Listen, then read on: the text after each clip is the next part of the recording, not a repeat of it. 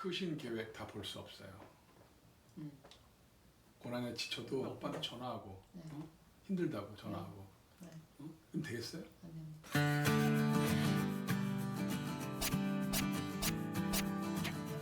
안녕하세요.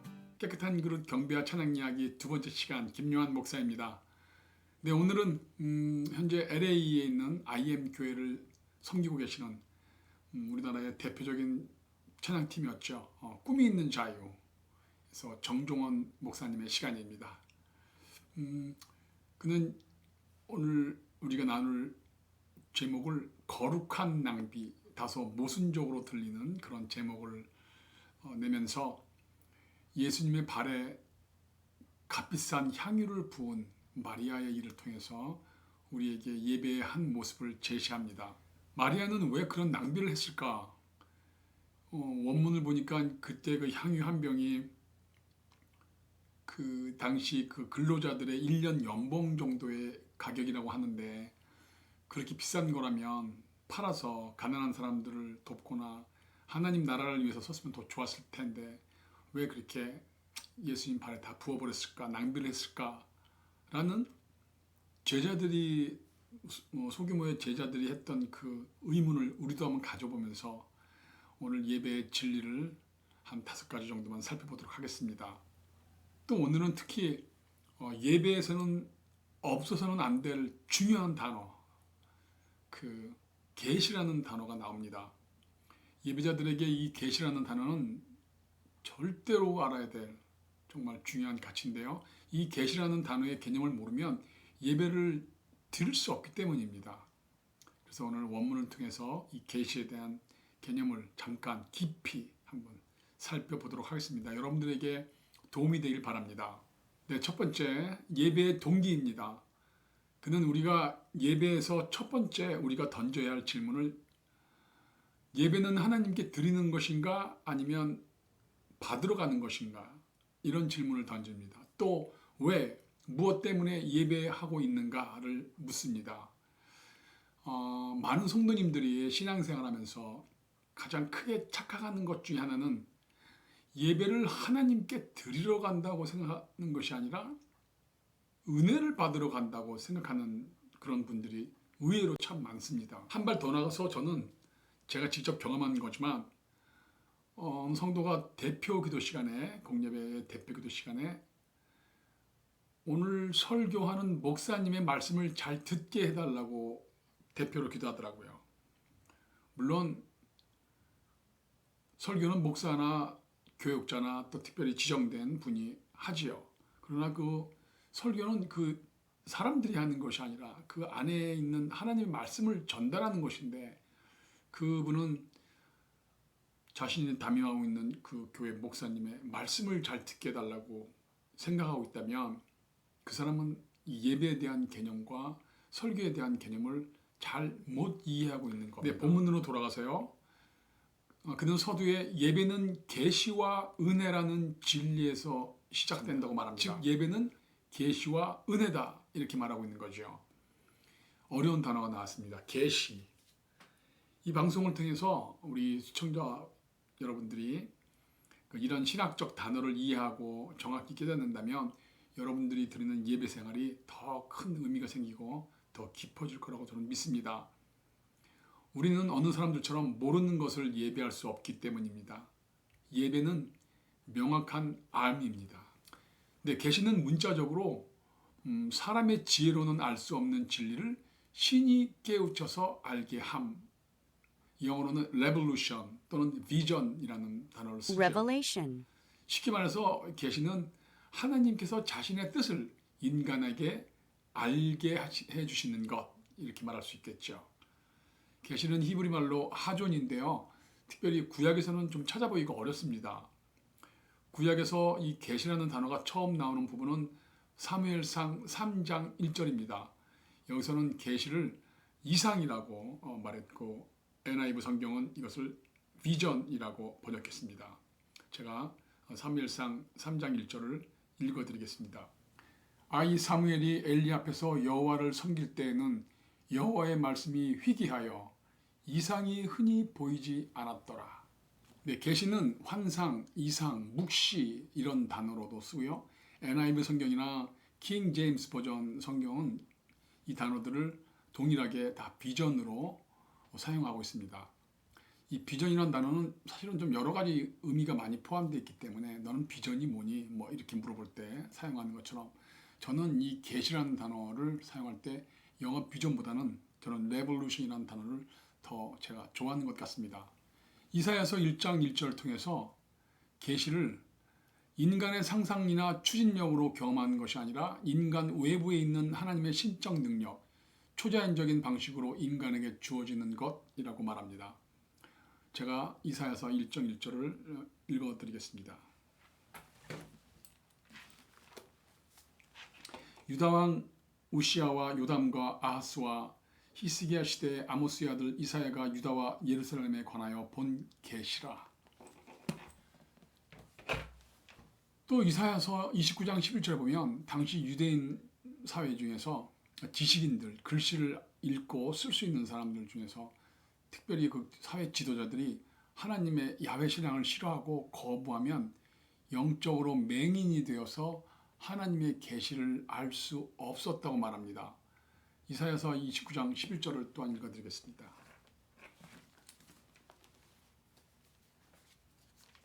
그러므로 모든 계시가 너에게는 봉한 책의 말처럼 되었으니 그것을 글 아는 자에게 중요히 이르기를 그대에게 청하노니 이를 읽으라 하면 그가 대답하기를 그것이 봉해졌으니 나는 못 읽겠노라 할 것이요.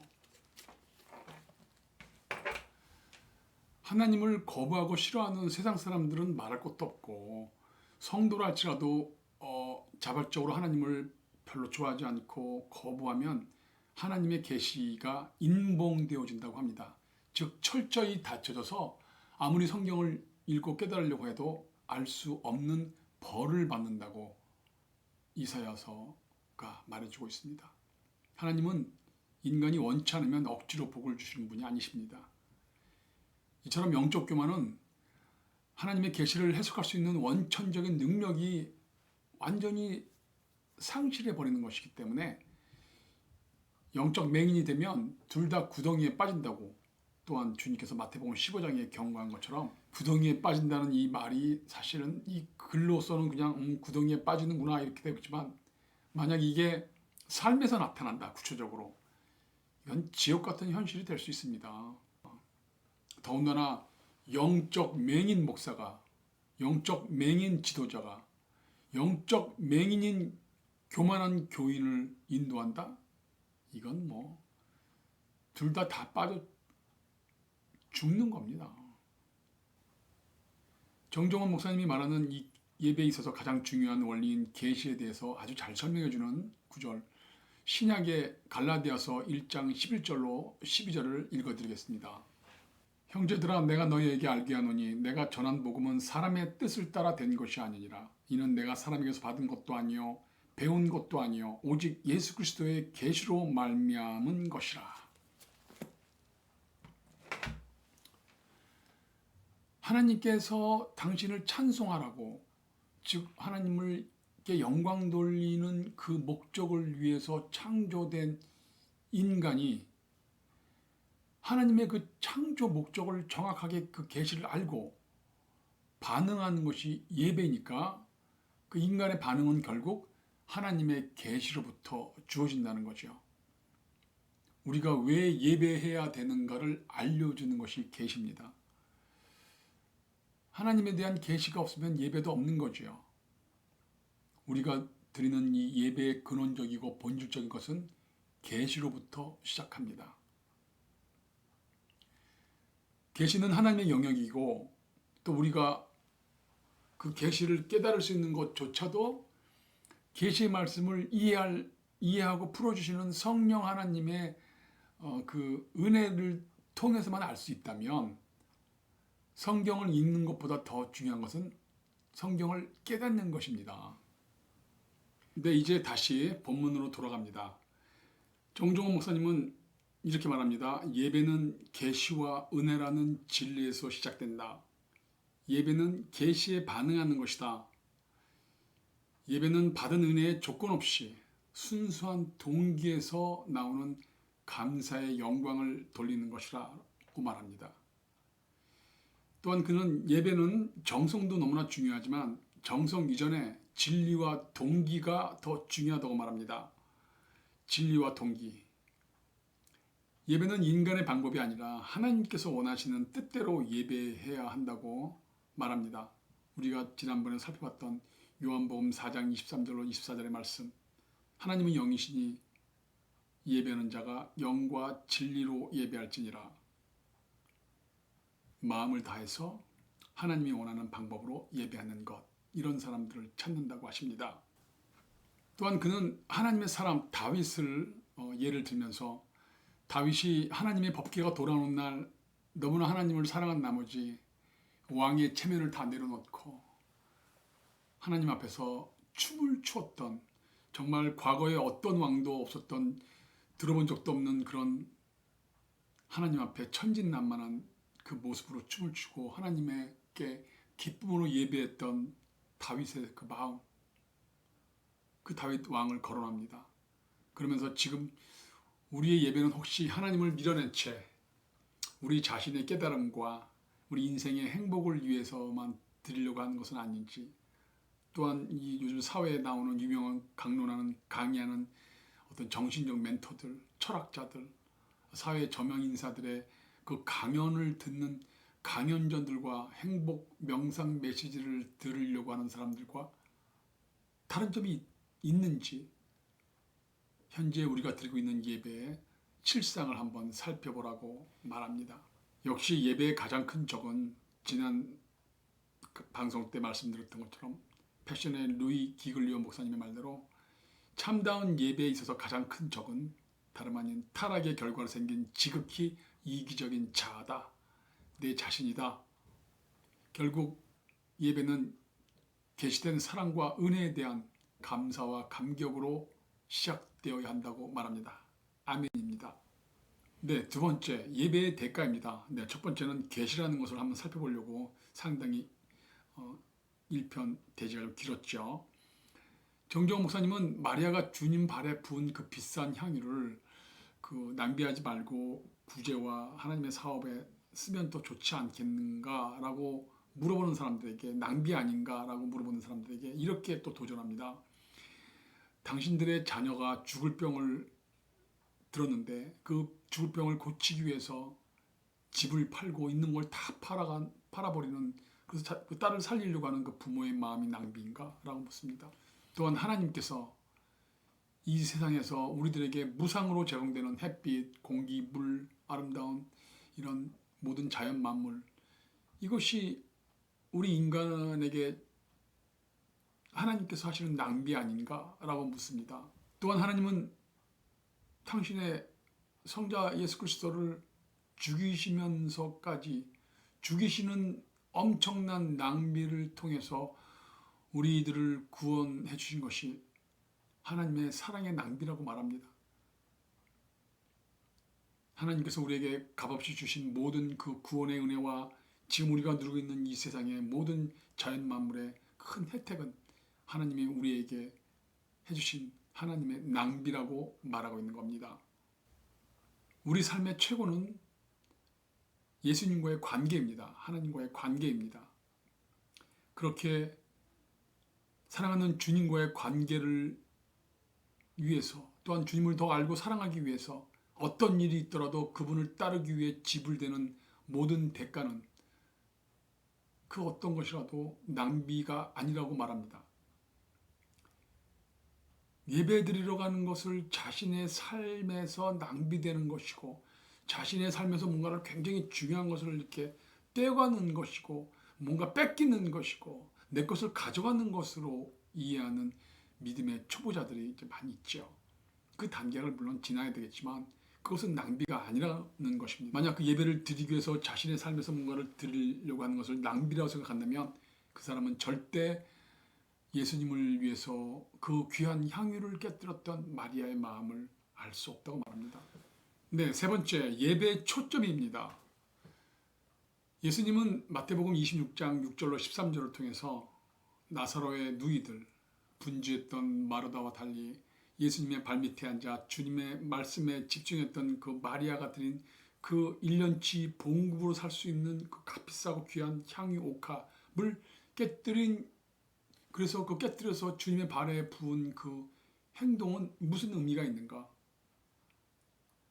당시 예수님의 제자들은 예수님의 십자가의 사역을 잘 이해하지 못하고 있었고 또한 둔감하기까지 했습니다. 그러나 마리아는 그 십자가를 지실 주님을 생각했고 주님의 그 발이 너무나도 아름답고 고마운 발로 믿어졌습니다. 또한 그 가실 발걸음을 생각하며 세상에서 가장 소중한 발로 생각이 들어서 그 발을 자신의 머리털로 엑세막센 닦기 시작했다고 말합니다. 당시 유다 사회에서 여자가 머리를 풀어헤치는 것은 수치라고 생각했는데 수치를 무릅쓰고 사람의 가장 천한 곳인 그 발을 그냥 닦은 것이 아니라 엑마서 골고루 닦고 문질러 드린 것을 말합니다. 즉 마리아는 예수님이 인간으로서의 마지막 길을 자신이 혼자 홀로 생각하고 감사하고 또한 찬양하면서 예배를 드린 행위였다고 말합니다. 즉 주님의 장례를 먼저 소중하게 치러드린 행위였다라고 말하는 것입니다. 네 번째 예배 방법입니다. 마리아가 향유 옥합을 깨뜨려서 주님을 예배했던 것처럼 정종원 목사님은 예배라는 것은 자신을 깨어드리는 것이다 라고 말합니다. 옥합이 깨져야 향유가 흐르게 되어 있습니다. 예배는 자신의 깨어짐입니다. 깨어져야 속에 있는 것들이 나오게 됩니다. 깨어지지 않으면 속에 있는 귀한 것들이 나올 수 없습니다. 자존심의 옥합, 권위의 옥합, 욕망의 옥합, 자신 이건 절대 내가 내어줄 수 없어 라고 하고 있는, 움켜쥐고 있는 그 자신이 비밀스럽게 숨겨져 있는 것들을 깨뜨리는 것이 예배라고 말합니다. 또한 깨어짐 뿐만 아니라 한 발 더 나가서 예배는 대가를 치르는 것이라고 말합니다. 자신의 전부를 내놓은 그 마리아처럼 예배가 당신에게서 무엇을 요구하고 있는가, 어떤 대가를 치르라고 말하고 있는가를 살펴보라고 말합니다. 진리의 말씀을 지키기 위해서 여러분의 삶에서 남모르게 하고 치르고 있는 그 수고와 헌신, 그 아픔, 그 고생, 화목과 용서를 위해서 자신의 자존심을 누르고 자신의 그 소유를 누르고 포기하고 주님 닮은 제자의 모습을 지키기 위해서 주님 기뻐하는 일이라면 어떤 것이라도 내어드리려고 하는 그 여러분의 그 소중한 삶, 시간, 마음, 그리고 여러분의 모든 것들. 예배는 깨어짐과 수고를 요구하고 대가를 치르라고 합니다. 여러분 잘하고 계십니다. 주님이 반드시 갚아주십니다. 자, 이제 마지막으로 5번째입니다. 예배의 은혜, 그리고 결론입니다. 그는 마리아가 자신의 머리털로 그 자신의 모든 것을 깨뜨려서 예수님의 발을 닦아 주었던 그 순간 마리아의 머리에도 향유 냄새가 가득했고 또한 요한복음 12장 3절에 그 향유의 향기가 온 집에 가득했다고 말합니다. 깨뜨리고 내어드리는 헌신에 참된 예배는 우리의 삶의 악취를 향기로 바꿔준다고 말합니다. 아멘. 우리가 내어드리는 그 참된 예배는 삶의 악취를 향기로 바꿔서 사람들과의 닫힌 그 관계의 악취를 다시 풀어주는 향기로 바꿔주고 교만한 자를 부끄럽게 하고 죄가 용서되어지고 화해해주고 이해해주고 배려해주고 넘치는 은혜와 사랑의 향유가 그 향기가 여러분의 삶에 넘치게 된다고 말합니다. 아름다운 향기를 원하세요? 여러분의 향유 옥합을 깨뜨려야 할 것입니다. 우리는 이와 같이 오늘 우리가 살펴본 마리아의 마음을 품고 주님 앞에 예배할 수 있어야 한다고 말합니다. 그러면 삶의 현장에서 예수의 향기를 경험하고 또 사람들에게 그 향기를 전해주면서 하나님이 기뻐하는 생명이 잉태되는 역사가 일어날 것이라고 말합니다. 결론입니다. 이제 우리는 예배에서 무엇을 받을 것인가가 아니라 무엇을 깨뜨리고 무엇을 드려야 할 것인가를 생각하라고 말합니다. 네, 오늘의 찬양은 저희 깨끗한 그릇 미니스트리 두 번째 디지털 싱글에서 그리스도 안에서를 불렀던 그 주경 집사님과 함께 하려고 합니다. 노래 제목은 오직 예수뿐이네. 주경 집사는 세상에서 단 한 명밖에 없는 저의 귀한 여동생과 함께 또 우리 사랑하는 주님을 마리아가 자신을 깨뜨렸던 것처럼 우리도 마음을 다해서 오직 예수뿐이네 마음으로 기쁘고 또한 은혜롭게 또한 유쾌하게 찬양을 드리려고 합니다. 여러분들 여름철 좀 잘 버티시고 계시죠? 계속 keep going 하시길 바랍니다. 여러분들 힘내시길 바랍니다. 다음 방송 때 또 뵙겠습니다. 여러분 감사합니다. 샬롬.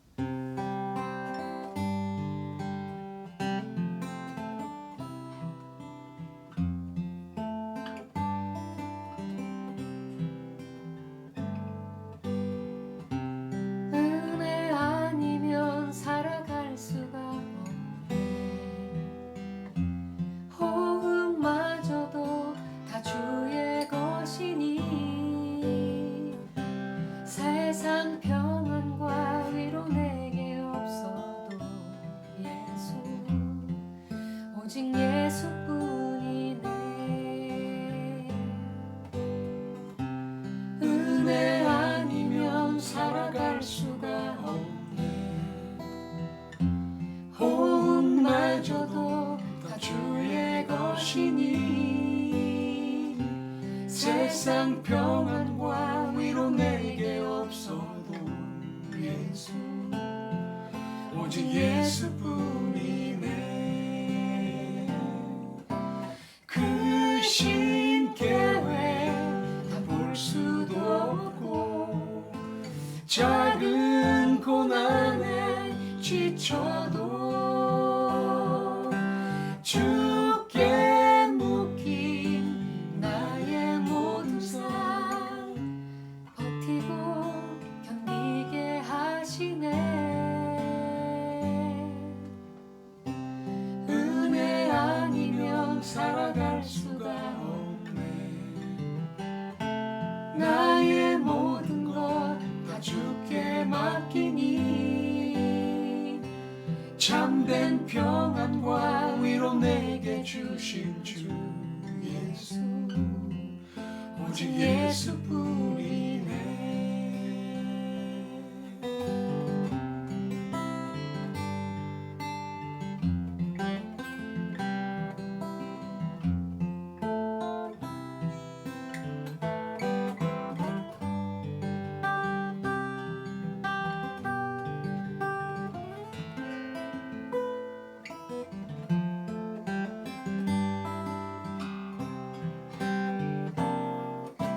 그 신계획 다 볼 수도 없고 작은 고난에 지쳐도 주께 묶인 나의 모든 삶 버티고 견디게 하시네. 은혜 아니면 살아갈 수가 없네. 나의 모든 것 다 주께 맡기니 참된 평안과 위로 내게 주신 주 예수 오직 예수뿐이네. 참된 평안과 위로 내게 주신 주 예수 오직 예수뿐이네.